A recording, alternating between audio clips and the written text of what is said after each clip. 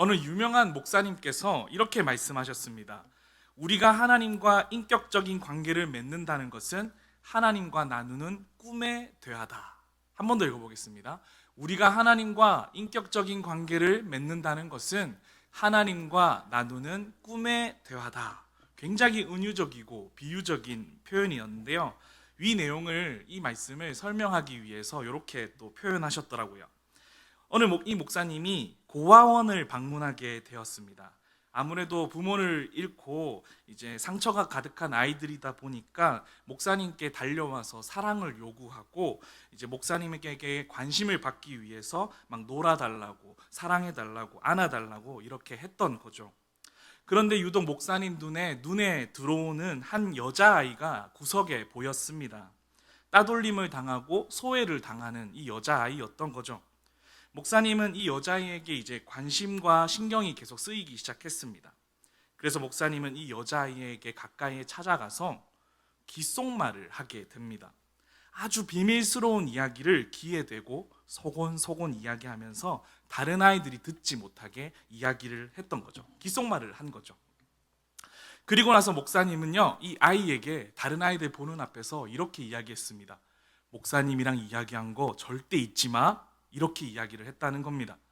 그러자 주변 아이들이 난리가 났습니다.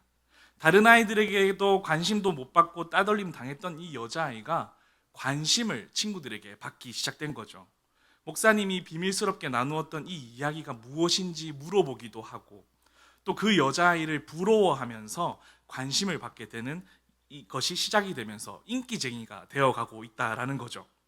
목사님이 일부러 자주 아이를 만나면서 그 아이가 다른 사람들과 함께 있을 때 계속 이 이야기를 했습니다.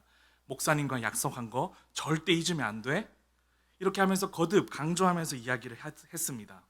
놀랍게도 이 여자아이가 점점 변하기 시작했다 합니다. 친구들의 관심을 받게 되니 먼저 적극적으로 말을 걸기도 시작했습니다. 그리고 자신감이 생겨서 표정도 밝아지고 말도 많아졌다라는 겁니다. 과연 목사님과 이야기를 나눈 이 귓속말 무슨 이야기일까요? 근데 사실 목사님과 이 여자아이가 나눈 이야기는요, 굉장히 사소한 내용이었다고 합니다. 바로 이 이야기입니다. 밥은 먹었니? 뭐 했어? 너 좀 이쁘다. 오늘 밥 먹고 꼭 양치해. 이렇게 굉장히 사소한 이야기였다라고 합니다. 목사님과 이야기는 굉장히 의미 없는 그냥 평범한 대화였는데 옆에 있는 친구들이 봤을 때는 굉장히 그 대화가 비밀스럽고 궁금하고 부럽기도 하고 그들만의 특별한 관계가 있는 것 같은 그런 것처럼 보여서 이 친구들이 관심을 갖게 됐다라는 거죠. 그러면서 여자아이도 점점 밝게 변하게 된 거죠. 그러면서 목사님이 이렇게 이야기하십니다. 누군가로부터 인정받고 자기만의 비밀이 회복될 때 회복이 일어난다. 다시 말씀드리면 하나님으로부터 인정받으면 하나님과의 은밀한 비밀이 생겨날 때 우리는 회복하게 된다라고 이야기를 설명을 해주신 거죠. 오늘 본문의 사마리아 여인도 아주 비밀스러운 대화를 예수님과 나눴던 것 같습니다. 예수님과 단둘이서 은밀하게 나누었던 거죠. 예수님을 만나고 나서 오늘 본문의 마지막 말미에 보면은 예수님을 만난 이후에 자신의 공동체로 돌아가서 예수님을 만났던 그 이야기를 자랑하고 간증하는 사건들이 우리 너무나도 잘 알잖아요.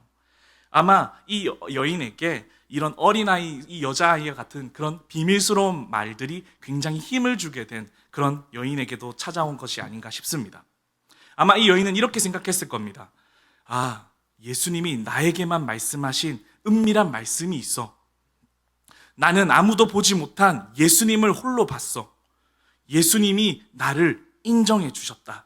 이 비밀스러운 대화로 인해서 여인은 오랫동안 잠재되었던 우울감, 거절감이 다 치유되는 회복을 경험하게 된 거죠.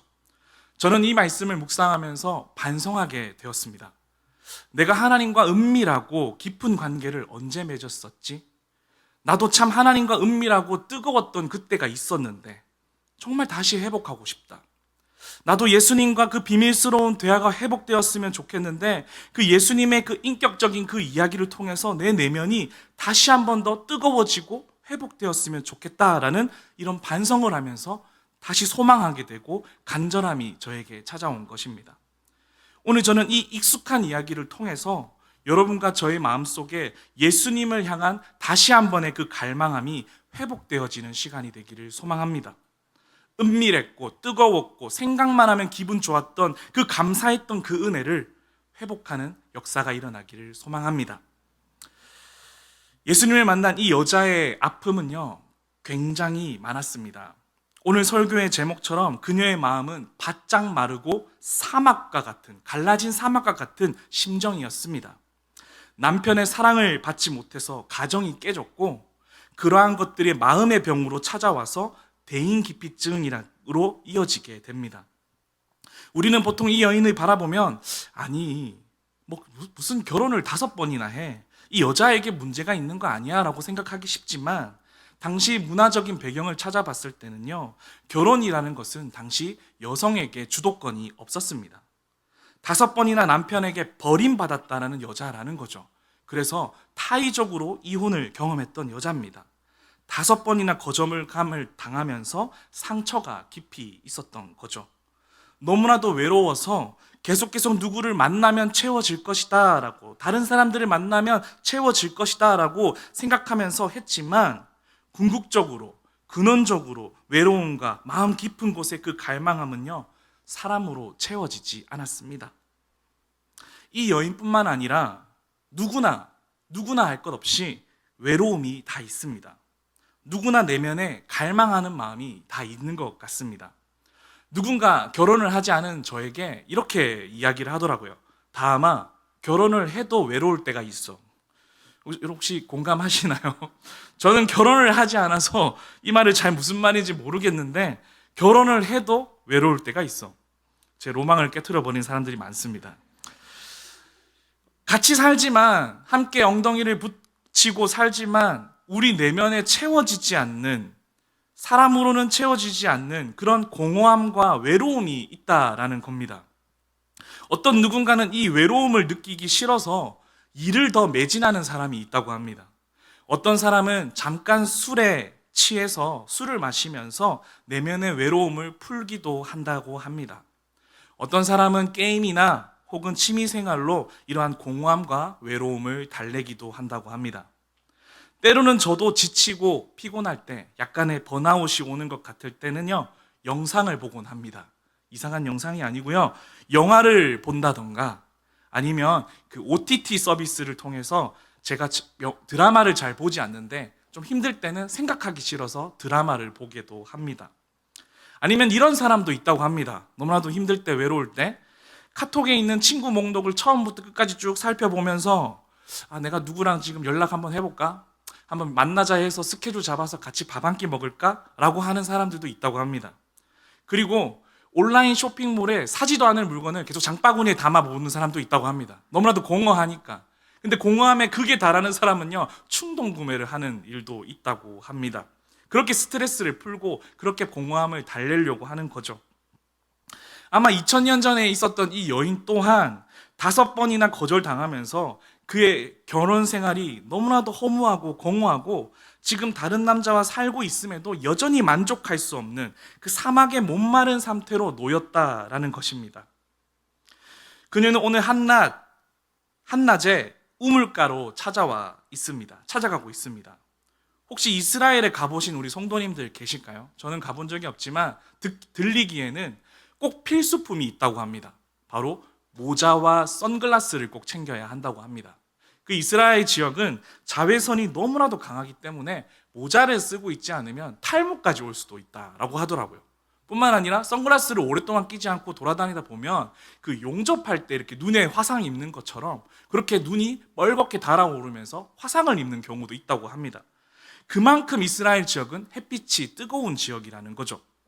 지금 이 중동 사막 지역에서 12시 가장 뜨거운 정오 시간에 여인은 아무도 사람들과 마주하기 싫어서 그 뜨거운 시간에 우물을 찾아야 했습니다. 오늘 본문 말씀 4절에 예수님께서 근데 그곳에 또 찾아오시는 거죠. 우리 함께 4절 말씀 함께 읽어보도록 하겠습니다. 사마리아를 통과하여야 하겠는지라. 아멘. 여기서 통과하여야 하겠는지라는요, 많은 주석가들이 이 표현은 의무감의 표현이라고 합니다. 의무감의 표현. 그래서 예수님께서 마땅히 그 지역을 가야겠다. 너를 만나야 하겠다. 만나야만 한다. 너를 만나러 가야 한다라는 그 예수님의 굳은 결심, 결단이 담고 있는 표현이라는 것입니다. 하지만 여러분이 많은 설교를 들어와서 아시겠지만 이 만남은요, 자연스러운 만남이 아니었습니다. 유대인과 사마리아인이 만난다는 것은 절대로 있을 수 없는 일이었죠. 왜냐하면 사마리아인이라는 이 특징이 북이스라엘과 남유다로 나누어졌을 때 이방 민족들과 통혼해서 이스라엘 백성만의 그 선민 사상이 순수한 혈통을 잊어버리고 혼합된 그 민족으로 나타난 것이 바로 사마리아인이라는 거기 때문이죠. 그래서 유대인들은 이 사마리안과 이 혼합된 이 종족들과는요, 절대로 상종하지 않았습니다. 만나는 것 이상으로 그들의 지역을 지나가야 할 때, 그 지역을 거쳐야만 할 때 돌아가게 되는, 먼 길이어도 돌아가기만 하는, 그렇게 살았다라는 겁니다. 그러나 예수님은요, 많은 사람들의 그 혐오와 경멸함과 멸시에도 그 사마리아 지역을 통과해야만 했습니다. 바로 나는 너를 만나야만 한다. 그렇게 예수님께서 찾아오고 계신 거죠. 사랑하는 우리 성도 여러분, 조금은 불편하게 들릴 수도 있겠지만 우리는 사마리아 여인과 다를 바 없습니다.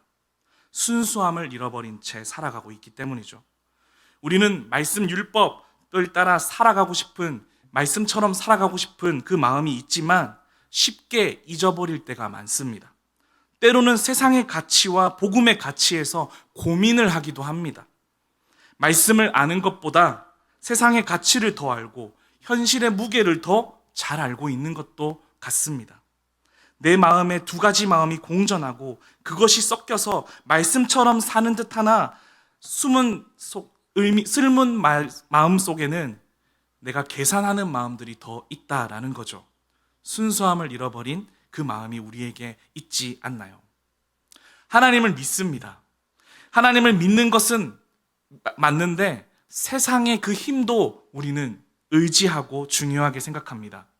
오늘 이 예배당에 예수님을 사랑하지 않아서 이 자리에 온 성도님은 없으실 겁니다. 사랑하기 때문에 이 자리 가운데 모였습니다. 그런데 문제는 세상도 사랑하고 있습니다. 이 두 가지를 놓고 갈팡질팡합니다. 그래서 우리는 사마리아인이라는 것입니다. 우리는 오늘 본문에 들어가기 전에 내가 사마리아 여인이구나, 내 마음의 공허함과 외로움으로 메말라버린 이 사막과 같은 마음이 바로 나의 마음이구나, 나에게 필요한 것이 예수님이구나 라는 것을 기억하고 여인의 마음으로 함께 나아가시기를 소망합니다. 나는 너를 만나야만 한다. 이 여인의 마음에 찾아오셔서 예수님께서 어떻게 무엇을 교정하고 계셨으며 그 교정되어지는 것이 나에게는 어떠한 의미로 다가오는지를 오늘 이 시간 그것을 경험하면서 나도 교정되어지고 정말로 그 여인이 누렸던, 마르지 않는 샘을 누렸던 그 은혜가 우리에게도 펼쳐지기를 소망합니다. 함께 우리 두 가지를 살펴봤으면 좋겠는데요. 한번 첫 번째 우리 제목 한번 읽어보도록 하겠습니다. 함께 읽겠습니다. 우물이 있지만 결국 사막이야. 우리 한 번 더 읽어볼까요? 우물이 있지만 결국 사막이야. 예수님께서 사마리아 여인에게 첫 번째로 요구하시는 것이 바로 야곱의 우물을 내려놓기 원하시는 겁니다. 제가 한번 읽어보도록 하겠습니다. 요한복음 4장 6절에서 7절입니다. 거기 또 야곱의 우물이 있더라. 예수께서 길 가시다가 피곤하여 우물 곁에 그대로 앉으시니 때가 6시쯤 되었더라. 사마리아 여자 한 사람이 물을 길르러 왔음에 예수께서 물을 좀 달라 하시니. 아멘. 우리는 여기서 두 가지 정보를 얻을 수 있습니다. 먼저는 우물에 대한 정보입니다. 그냥 우물이라고 표현해도 이 문맥을 이해하는 데 있어서 전혀 문제가 되지 않지만 이 성경은 지금 이 우물의 이름을 명확하게 이야기해주고 있습니다. 바로 야곱의 우물이죠. 그리고 또 한 가지 정보입니다. 유대인과 단 한 번도 대화해보지 못한 이 여인이 깜짝 놀라는 사건이 펼쳐진 거죠. 바로 물을 달라 하는, 예수님께서 유대인이 사마리아 여인에게 말을 거는 그런 일이 벌어진 겁니다. 그러다 보니 이 여인이 나에게 왜 물을 달라고 하지? 나에게 왜 말을 걸지? 라고 생각하면서 반문하게 됩니다. 우리 11절과 12절은 우리 여러분들이 한번 읽어보도록 하겠습니다. 함께 읽겠습니다. 시작. 여자가 이르되 주여 물 기를 그릇도 없고 이 물은 깊은데 어디서 당신이 그 생수를 얻겠사옵나이까. 우리 조상 야곱이 이 우물을 우리에게 주셨고 또 여기서 자기와 자기 아들과 짐승이 다 마셨는데 당신이 야곱보다 더 크니까. 예수님께서 지금 물을 달라고 하셨는데 갑자기 야곱의 우물이 조금 강조되어져 보입니다. 왜 이렇게 강조되어졌는지 이게 설명이 없으면 이해하기가 어려운데, 왜 야곱의 우물이 나오지? 갑자기 이 얘기가 무슨 얘기지? 야곱보다 크다? 이 의미가 뭐지? 질문을 갖게 되는 것이 정상입니다. 당시의 유대 사회에서 큰 재산, 첫 번째 보물 1호라고 할 수 있는 것이 바로 우물이었습니다. 사막 지역이기 때문이었죠. 그래서 이 우물은요, 대대로 전승되어 내려왔습니다. 사실 여기서 말하는 우물은 야곱의 가문이 발견해서 그 야곱의 가문에 대대로 지탱하고 있었던 가장 중요한 보물이기도 했던 거죠. 그래서 우리 가문의 안전을 책임질 수 있는 이 조건이 바로 우물이었고, 성공과 실패를 좌지우지했던 것도 이 우물의 존재였다라는 것입니다.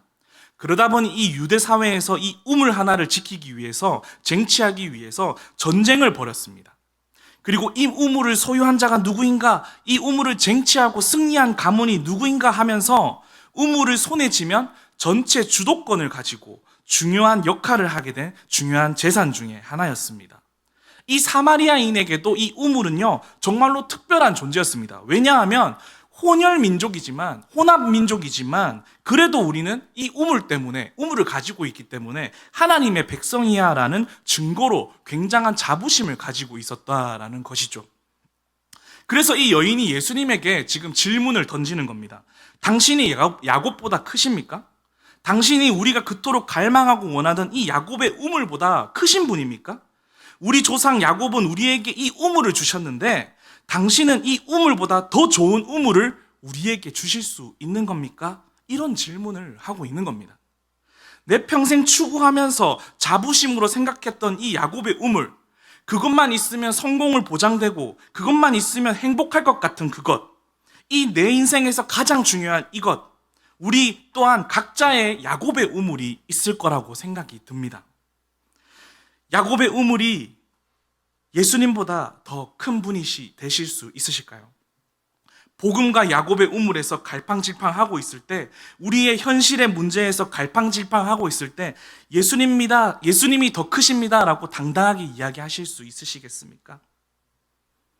영원히 목마르지 않는 그 물을 주시는 예수님께 사마리아 여인은 조금씩 다가가고 있습니다. 네가 지금 마시는 이 야곱의 물은 금방 허기진다. 그러나 내가 주는 물은 목마르지 않을 것이다. 사람은 누구나 인정과 성공과 사랑에 대해 목말라 하고 있습니다. 저에게 있어서 이 야곱의 우물이 무엇이냐면요, 말씀을 준비하면서 이게 나의 야곱의 우물이구나 라고 깨닫게 되었던 부분이 있습니다. 성도님들에게 부끄럽지만 정직하게 고백을 한다면 저에게 있어서 야곱의 우물은요, 아름빛 교회로부터 오는 사랑과 인정일 것입니다. 이렇게 처음 부임하게 되면서 이렇게 관계를 맺어 가고 있기 때문이겠죠. 어느 선배 목사님들은 평생 이것이 우리가 싸워야 할 대상이라고도 합니다. 늘 좋은 피드백에 목마르고 설교와 강의 끊임없이 인정과 평판에 이 목회자들은 노출되어 있으니 시달리고 있다라는 겁니다. 제가 지금 설교하면서도 계속 의식하고 있는 사람들이 있습니다. 저기 있습니다. 성도님들에게 좋은 메시지를 전하기 위해서 우리 교육자들끼리 함께 모여 이 설교가 끝나면, 이 예배가 끝나면 항상 피드백을 해주는 좋은 문화가 있는데, 제가 몇 주 동안 이 설교를 죽 써보니까 밥 짓는 방법을 잊어버려가지고 제가 많이 자신감도 잃고 이렇게 했던 그 마음이 있는 거죠. 그러면서 이 설교의 목적은 사람에게 인정받는 것이 아닌데, 지금 설명하면서도 막 밥인지 죽인지 막 혼미한 이 상황에 제 마음 가운데 그러면 안 되지만 꿈틀대고 있는 욕구가 있다라는 거죠. 야곱의 우물이 있다라는 거죠. 부끄럽지만 사람의 인정에 목말라 있는 내 모습을 보게 되는 겁니다. 나에게 독인 줄 알면서도 인정받고 싶은 그 우물을 움켜쥐려고 하는 제가 있는 거죠. 이 우물은 절대로 나에게 만족감을 해갈할 수 있는 것이 아님을 알고 있지만 더욱더 움켜쥐려고 하고 나의 자랑으로 삼으려고 하는 그 마음이 저에게도 있다라는 겁니다. 누구나 인정받고 싶고 사랑받고 싶고 때로는 좋은 결과에 대해서 압박감을 가지면서 신앙생활을 한다라는 겁니다. 그래서 예수님은 오늘 이렇게 이야기하시는 겁니다. 나는 잠깐의 해갈을 해결해 준 거로 온 것이 아니라 나는 영원히 해갈을 해주러 왔다라고 이야기하는 거죠. 당장의 필요가 아니라 영원한 필요를 채워주려 왔다라는 거죠. 많은 사람들이 이 야곱의 우물을 쟁취하려고 살아갑니다. 돈의 우물, 가족의 우물, 자존심의 우물, 때로는 성공의 우물, 하물며 자녀의 우물까지 이 야곱의 우물을 움켜쥐려고 우리는 끊임없이 쟁탈전을 하다가 실망하고 낙심하고 상대방에게 상처를 주기까지 한다라는 겁니다. 오늘 사마리아 여인은요, 우물을 가지고 있었지만 자랑할 만큼 자부심이 있는 그 우물이었지만 내 마음은 결국 사막이야 라는 겁니다. 찰나의 만족과 잠깐의 만족으로 그것이 행복인 줄 알고 착각하고 있었다라는 거죠. 예수님께서는 분명히 말씀하십니다. 우리 함께 우리 13절 14절 읽어보도록 하겠습니다. 함께 읽어보겠습니다. 예수께서 대답하여 이르시되 이 물을 마시는 자마다 다시 목마르려니와 내가 주는 물을 마시는 자는 영원히 목마르지 아니하리니 내가 주는 물은 그 속에서 영생하도록 솟아나는 샘물이 되리라. 아멘. 오늘 예수님은 이 야곱의 우물을 껴안고 있는 우리를 아시고 내가 찾아가겠다라고 말씀하고 있는 겁니다. 그러면서 너를 만나야 하겠다. 내가 기꺼이 너를 찾아가겠다. 왜요? 영원히 목마르지 않는 그 샘을 주기 위해서다라고 하시는 거죠. 오늘 이 시간 내 마음 가운데 인정하기 힘들지만 그 야곱의 우물을 내려놓고 예수님을 바라보고 예수님을 붙잡는 우리가 되어지기를 소망합니다. 두 번째입니다. 우리 두 번째 제목 한번 읽어보겠습니다. 시작. 물은 있지만 결국 사막이야. 우리 한 번만 더 읽어볼까요? 시작. 물은 있지만 결국 사막이야. 오늘 예수님께서 이 우물을 껴안고 있는 이 여인에게 샘물에 대해서 말씀하시고 이어서 너의 남편을 데리고 오라라고 말씀하십니다. 결국 예수님은 그 남편 없음을 직면하게 하시고 새로운 갈망과 기대를 회복시켜 주기를 원하신다라는 거죠.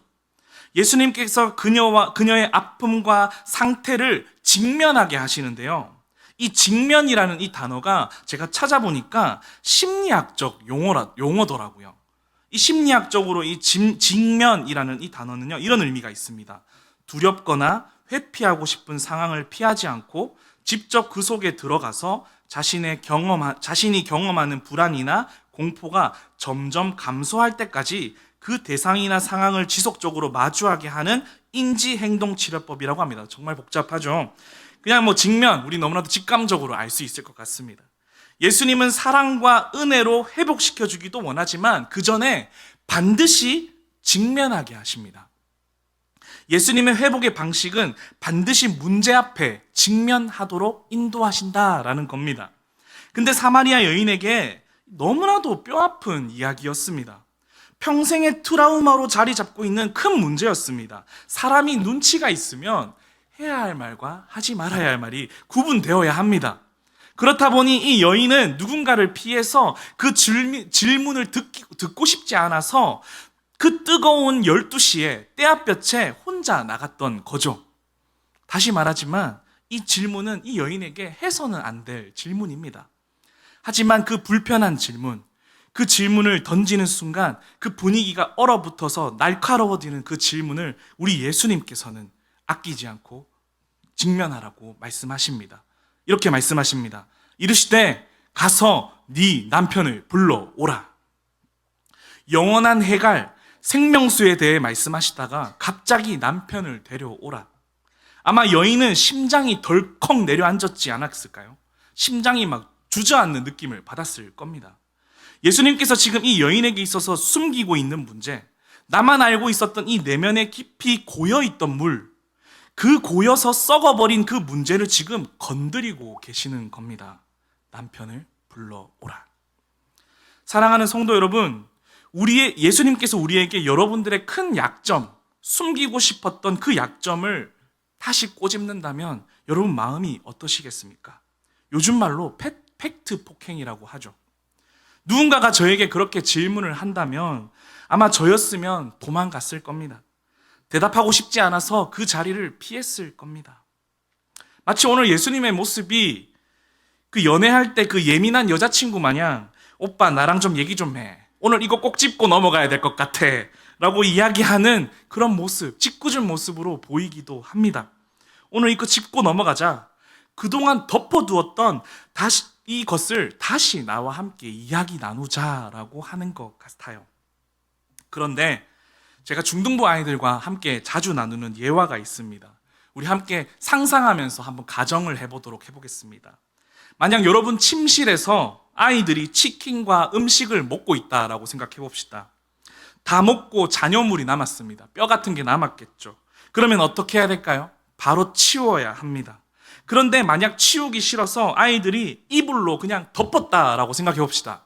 바로 등짝 스매싱 아니겠습니까?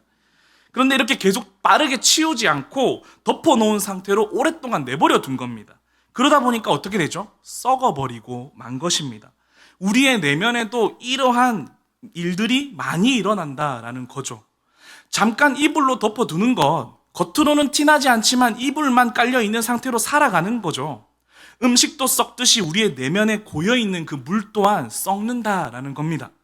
괜찮은 줄 알았던 그것이 결국에 썩어서 우리를 사막과 같은 마음을 준다라는 거죠. 그러니 예수님께서 말씀하시는 겁니다. 그 이불 걷어라. 고여있는 물 가지고 와라. 네 남편 데리고 와라. 그 문제와 잠깐 이야기하자.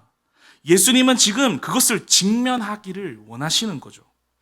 신앙생활에서 예배에서 우리는요 배울 수 있는 교훈이 있는데 예배에서 하나님께서 원하시는 것은 무엇일까요? 바로 직면입니다.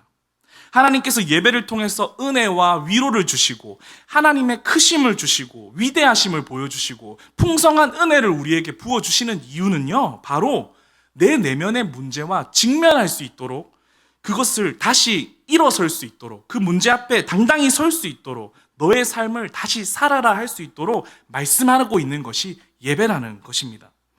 하나님은 우리 안에 숨겨 놓은 그 은밀한 죄의 문제, 나만 알고 있었던 문제, 아무에게도 말하지 않았던 그 문제, 해결되지 않은 그 문제를 하나님과 나의 문제에서 숨기지 말고 다시 직면하자 말씀하시는 겁니다.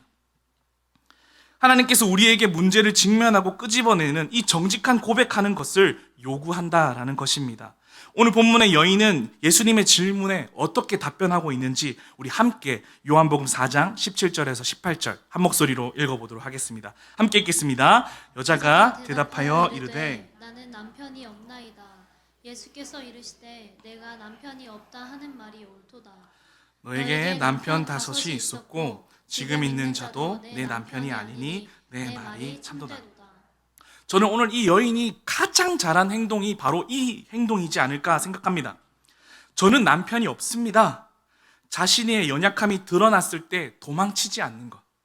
직면하고 예수님을 붙잡고 늘어지면서 죄의 문제를 예수님 앞에서 끊임없이 마주한 것. 이것이 정말 여인이 잘한 가장 하나님 앞에 은혜를 누릴 수 있는 자세가 였지 않을까 싶습니다. 오늘 본문의 바로 앞장에 4장 앞장에 5장에 보면 38년 된 병자가 나옵니다. 그 병자도 예수님께서 동일하게 직면하기를 요청합니다. 제가 읽겠습니다. 요한복음 5장 6절입니다.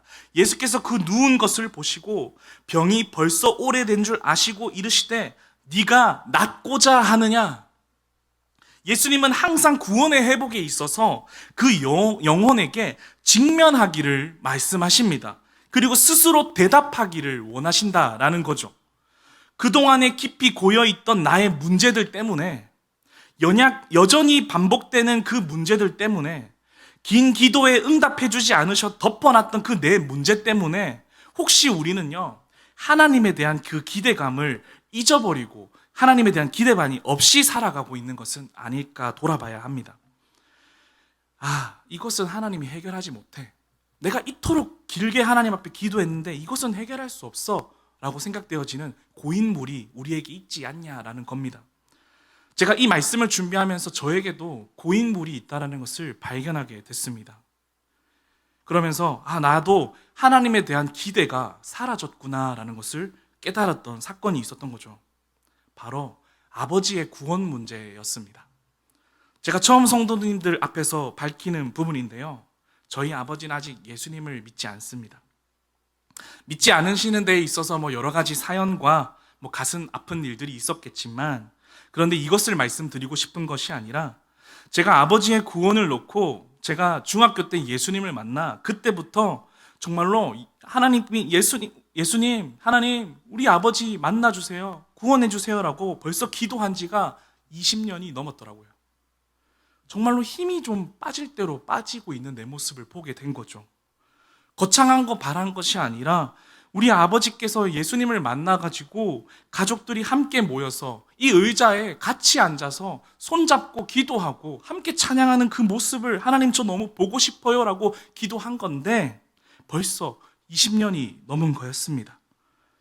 최근에 아버지를 직접 만나서 시간을 보내면서 대화하면 할수록 제 마음에 이런 생각이 드는 겁니다. 듣는 것보다 말하기를 더 좋아하는 아버지의 모습인데 저래서 예수님을 믿을 수 있을까? 아버지의 고집과 아집을 보면 저래서 복음을 믿을 수 있을까? 이런 생각을 하게 되는 거죠. 저는 말씀을 준비하면서 알게 되었습니다. 아버지의 구원에 대한 이 기도가 지금은 고여버린 물과 같이 되어 썩어버린 상처로 자리를 잡고 있다라는 것을요. 그토록 바라던 기도가 고인물이 되어서 썩고 있는 거 너무 슬픈 거 아니겠습니까? 하나님께 기대감이 다 사라져 버린 거죠. 오늘 저만의 이야기는 아닐 겁니다. 간절히 시작한 기도였지만 변하지 않는 내 모습 때문에 아무런 기대도 없고 더 이상 기도하지 않는 내 모습이 혹시 있지 않으십니까? 하나님을 이걸 해결해 주셨으면 좋겠는데 해결해 주지 않은 시간들이 너무 길다 보니까 그 문제에 묻혀서 그 문제들이 이제는 아무렇지도 않은 것처럼 느껴지는 것들이 있지 않냐라는 거죠. 내면의 상처가 되어 이제 더 이상 하나님께 기대하고 있지 않는 모습들이 내 안에 있다라는 겁니다. 오늘 예수님께서 저와 여러분에게 다시 조명하고 계신다라는 겁니다. 저와 여러분이 반드시 이것을 예수님께 가지고 가서 직면해야 된다라는 겁니다. 주님, 저는 남편이 없습니다. 정말 이것을 해결할 수 있는 분은 주님밖에 없습니다. 이 고백을 반드시 우리는 다시 회복해야 한다라는 것이죠. 사마리아 여인과 다르게 우리의 모습은요, 38년 된 병자의 모습이 딱 우리의 모습이 아닐까 합니다. 제가 아까 전에 읽었던 그 38년 된 병자에 예수님께서 네가 낫기를 원하느냐라고 고백했을 때 이렇게 이야기합니다. 제가 읽겠습니다.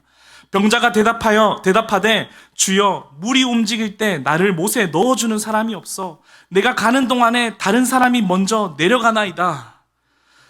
너를 기필코 만나기 위해서 찾아오신 그 예수님 앞에서 해야 할 말을 하지 못하고 변명만 하고 있는 모습이 바로 제 모습이더라고요. 하나님을 제한하고 하나님을 가로막고 환경과 사람을 탓하면서 내 마음 가운데 그 고인물을 여전히 갖고 있는 그런 모습이 내 모습과 38년 된 병자의 모습과 똑같다라는 것을 발견한 거죠. 사랑하는 우리 성도 여러분, 우리는 삶에서 일어나는 모든 문제 앞에서 반드시 직면해야 합니다. 우리의 힘으로 절대 해결하지 못합니다. 하나님이 개입해 주셔야 합니다. 그녀의 불안과 허무, 공허함, 불행의 문제는 결코 5번째, 6번째, 7번째 남편을 만나도 그 빈 공간은 채울 수 없습니다. 오직 그분은 예수 그리스도께서, 신랑 대신 예수 그리스도께서 찾아오셔서 그 허무와 불안과 공포를 해결해 주실 수 있다라는 것입니다. 이것이 진정한 회복인 것이죠. 깊이 덮어놓았던 그 고인물 같은 문제를 오늘 이 시간 예수님께 가져가는 귀한 저와 여러분이 되시기를 소망합니다. 말씀의 결론을 맺기 원합니다. 저는 그녀가 진정한 그 생명수를 예수님을 만나게 되면서 기뻐 뛰어가는 그 뒷모습을 보면서 한참을 부러워했습니다.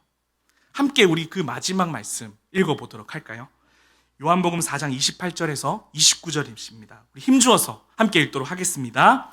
여자가 물동이를 버려두고 동네로 들어가서 사람들에게 이르되 내가 행한 모든 일을 말한 사람을 와서 보라. 이는 그리스도가 아니냐 하니 할렐루야. 정말 기뻐 보이지 않으십니까? 여기서 물동이는 목마름의 삶을 대변하는 삶의 상징이라고 합니다. 물동이를 버려두고 그동안의 마음속에 있었던 대인기피증, 누군가로에게 인정받고 싶어하는, 사랑받고 싶어하는 그 욕구들, 불안함들, 그리고 트라우마로 자리잡혔던 모든 상처와 거절감, 그 모든 것들을 지금 다 버려두고 달려나가고 있다라는 겁니다. 그동안의 모든 감정을 버려두고 이제 참 자유, 참 평안, 참 회복, 참 기쁨을 가지게 되었다라는 거죠. 신앙생활은 여러분, 신앙생활을 하면서 정말 참 기쁨으로 하고 싶지 않으십니까? 신앙생활을 남 눈치 보지 않고 기쁨으로 하고 싶지 않으십니까? 제가 이 말씀 준비하는 것도 눈치 보지 않고 기쁨으로 하기 원합니다. 해결되지 않는 저의 문제들로 예수님 앞에서 해결되어서 기쁨이 넘쳐서 정말 감사가 넘치는 삶을 살아가고 싶지 않으십니까? 물동이를 버려두고 그 만난 그 예수님이 우리에게 말씀하고 계시는 것은 직면하고 다 내려놓고 야곱의 우물을 내려놓고 예수님을 바라보라는 것입니다. 오늘 이 시간 우리 마음 가운데 묵묵히 쌓여있던 그 야곱의 우물, 그리고 썩어있는 그 고인물, 예수님께 가져가서 치료받고 회복받는 시간이 되기를 소망합니다. 아멘. 도망치지 말고 회피하지 아니하며 하나님이 주시는 힘으로 문제 앞에 당당히 직면하는 저와 여러분이 되시기를 소망합니다. 그렇게 했을 때 우리 오늘 수요 기도의 첫 찬양으로 불렀던 나의 한숨을 기쁨으로 변화시켜 주신 것처럼 우리 그렇게 하나님께서 기쁨으로 변화시켜 주실 줄 믿습니다. 우리 요 찬양 우리 함께 찬양하면서 또 하나님 앞에 기도하며 나아가기를 소망합니다.